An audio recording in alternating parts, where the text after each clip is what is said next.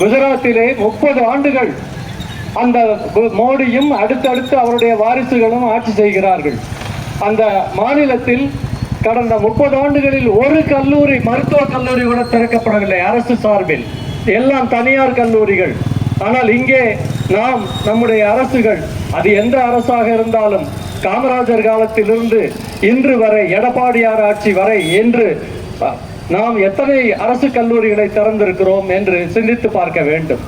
இன்னொன்று, இன்று உச்ச நீதிமன்ற தலைமை நீதிபதி ஒரு கமெண்ட் அடிச்சிருக்கிறார். என்ன கமெண்ட்னா, இந்த வேலையற்ற வாலிபர்கள் ஒன்று சோசியல் மீடியாவுக்கு வர்றாங்க, இல்லைன்னா ஆர்ப்பாட்டங்களுக்கு வந்துடுறாங்க, இல்லைன்னா கிரிமினல்கள் ஆகுறாங்க, கரப்பான்கள், காக்ரோச்சஸ் என்று சொல்றார். யாரை? வேலையற்ற வாலிபர்களை.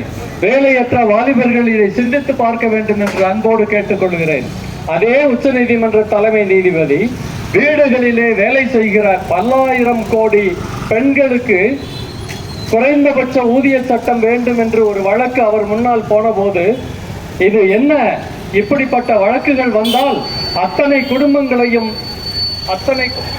குடும்பங்களையும் நீதிமன்றத்திலே நிறுத்தி விடுவார்கள் என்று சொன்னார். இப்படிப்பட்டவர்கள் உச்ச நீதிமன்றத்திலே அரசாங்கத்தை ஆதரித்து மோடி என்ன பேசுகிறாரோ அதை உச்ச நீதிமன்ற தலைமை நீதிபதி பேசிக் கொண்டிருக்கிறார்.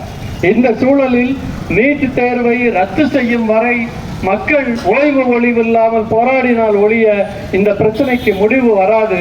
அவர்கள் எந்த கோரிக்கையும் மதிப்பதாக இல்லை.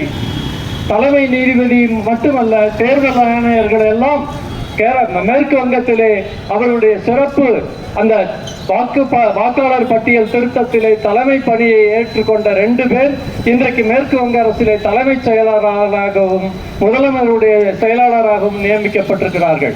ஒரு பழமொழி சொல்லுவார்கள், உழைக்கின்றவர்களுடைய வேர்வை உலரும் முன் கூலி கொடு என்று. அதை மிக அழகாக இன்றைக்கு மேற்கு வங்கத்திலே அவர்கள் நிறைவேற்றிருக்கிறார்கள். மாணவர்களே, பெற்றோர்களே, இங்கே பார்த்து கொண்டிருக்கிற அத்தனை பேரும், காவல்துறையினர் உள்பட நான் ஒரு வேண்டுகோள் வைக்கிறேன். அந்த பிள்ளைகள் சென்னையிலும் மதுரையிலும் போராடிய போது சட்டையை கிழித்து வேனிலே அடித்து ஏற்றுகிறீர்களே, நம்முடைய வீட்டு பிள்ளைகள் தேர்வு எழுத போனால் அவர்களுக்கும் இதுதான் கதியா? யோசித்து பாருங்கள். அரசாங்கம் உத்தரவு போடுகிறது, ஆர்ப்பாட்டத்தை அமைதியாக நடக்கிறதா என்று பாருங்கள். அவர்கள் முற்றுகையிட போகும்போது வன்முறையில் இறங்குகிறார்களா என்று பாருங்கள்.